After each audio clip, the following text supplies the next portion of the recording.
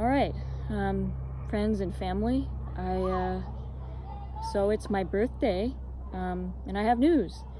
And I never imagined doing this, but if there is any gift at all, I ask for your patient compassion for my storytelling.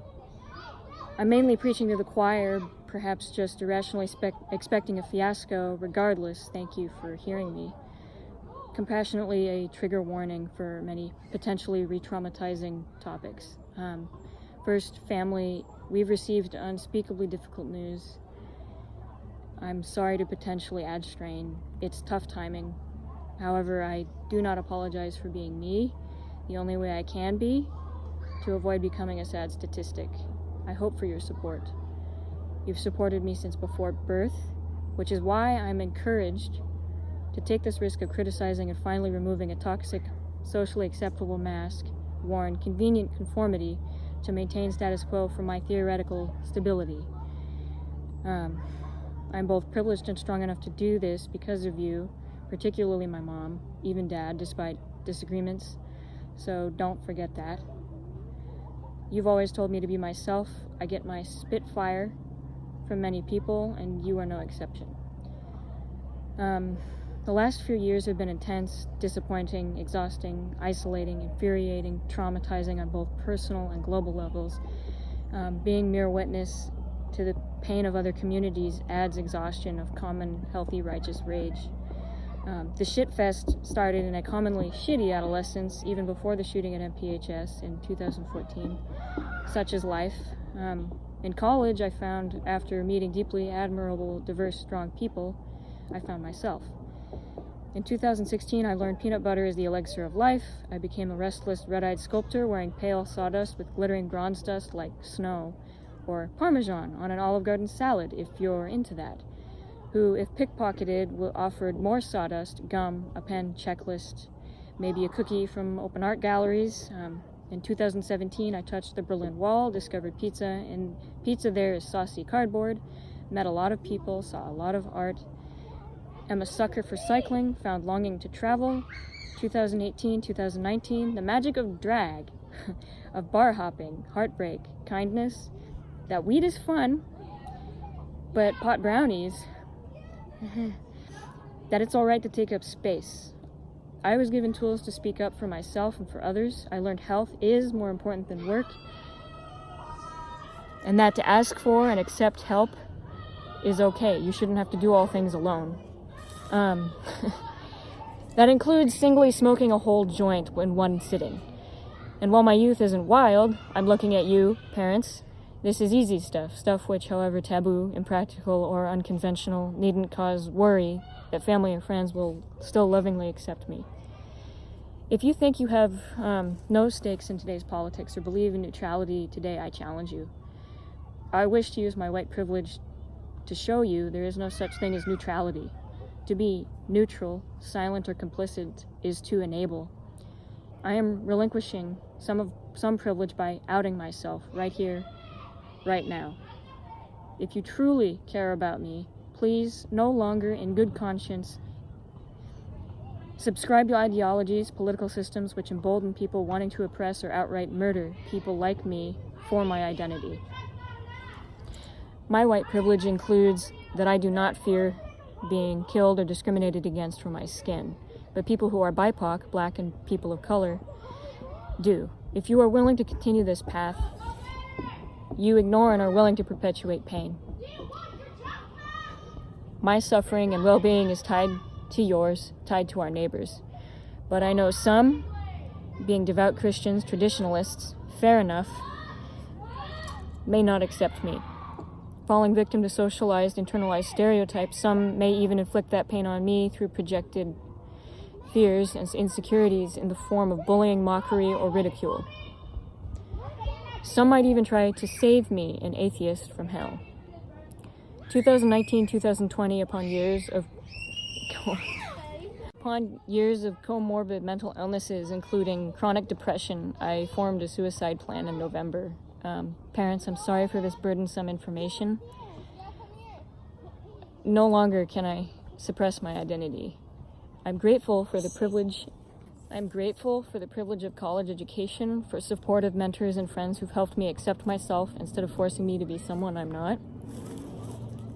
This is despite a culture telling me to hate myself, my body for what it is and isn't, resulting in depression, panic disorder, body dysmorphia, and gender dysphoria, causing an eating disorder I've had since 11 years old. Guys, that's half my life. This is despite the torture of well-intentioned, lukewarm healthcare workers throwing medication at me, cold doctors disputing my identity by reducing it to a philosophical chicken or egg mind game. Which came first, depression or dysmorphia and dysphoria?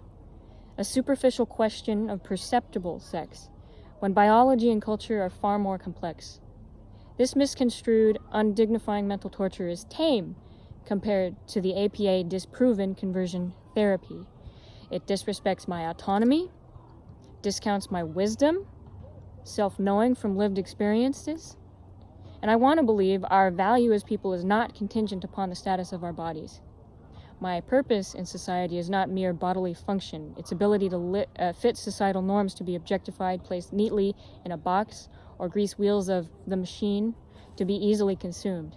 Anyone who does not fit is often ostracized and dehumanized. Pseudoscience labeled black people as inferior according to cranial studies, homosexuals as mentally ill, or even called women hysterical for her opinions and needs, extended to the demonization of cultural differences. Why? Fear or hatred of difference is no mistake. Culturally acceptable prejudice and misinforming scare tactics, example, xenophobia, Indians are S-word drunks, Mexicans are lazy, yet want your jobs, or women are over-emotional, unequipped for leadership, and transgenders are pedophiles. This dehumanizes people to then justify discrimination, exploitation, and scapegoating, which is systemic oppression. In harming our neighbors, we harm ourselves. Political silence is friendly fire. My purpose is not defined by my body parts, just as anyone who is disabled in our ableist society is not any less valuable. A past premise justifying genocidal tactics of racial policies, Jim Crow laws, American eugenics movement, and the indigenous boarding schools, all influencing approaches in the Holocaust. What outlines my purpose is my attempt at humane respect within social justice for our collective liberation through my teaching artistic practices. Still, function does not determine basic worth as a living being. Why should we reduce ourselves? When you look in the mirror wishing with some diet or product you could look like or be someone on TV or social media to accomplish the ultimate goal of likability, aka social stability, isn't there a part of you screaming, "No, I just want to exist"? My worth is not my weight, my womb, my ability to maintain an erection does not make me a lesser man. My emotions do not invalidate me as a man or woman. My sex is not the most important thing about me. I'm not just a body. Gender is important, but it's not all I am. What's wrong with being old? Gray hair with wrinkles or cellulite. And I'm young, but not stupid. This car, object, will make me appear important. Why isn't this makeup in my brown shade? What's wrong with brown hair and brown eyes? What's wrong about being a thin or thick man or woman? Why can't I wear blank? Why will this product make me worth more? What's wrong with me? You name the fear, nothing. Many define ourselves by what we own, how we do or don't look, haves or have-nots. Buy to become, stimulate the economy. Corporate CAOs got us in their pockets. They'll even pretend to care about diversity by making inclusive ads and products, but continue discriminatory hirings or support politicians creating harmful legislation. I cannot speak for black people, but want to point to the justifiable fear and distrust they have often of white people based in traumatic historical experience and modern trends. Who is to say which white person is an ally or holds prejudices enabling white supremacy? Is it different from women walking at night fearing the presence of men? How can she tell which man will harm her? For me, unless explicitly stated, how can I possibly tell which religious person or group will respectfully believe in my humanity? Which cis-hetero person, meaning simply straight, gender conforming, will snigger at me and then vote against me? Victim blaming. To be told and then to internalize, believe you deserve victimhood. You deserve suffering. That husband abusing his wife? Ah, yes, the selfish wife shouldn't have said that. The police officer who murdered that black man, why was he out on a run? Oh, and he had a criminal history? Meanwhile, the white male shooter survives after mass murder. But the black man shouldn't have arrested wrongful arrest. A man who raped a woman, left her for dead, was pitied for his ruined life, released early on bail with a mere 3 months in jail? Why was she drunk or wearing that outfit? A young woman sex trafficked, gang raped for years, imprisoned for murdering her captor. Undocumented immigrants, refugees stuck in overcrowded concentration camp cages? Shouldn't have sought safety en masse from corrupt governments, murder, resource shortage, unsustainable life impacted by misreported U.S. interference. Sounds like the crime is existence. Who's really in charge of government? How does capitalist corporate greed sell you insecurity or security? Does it make you feel worthless? Does it consumerism profit from our insecurities when telling us we are never, ever enough? Do these organizations endorse cruelty and hire vulnerable laborers, you being one of them?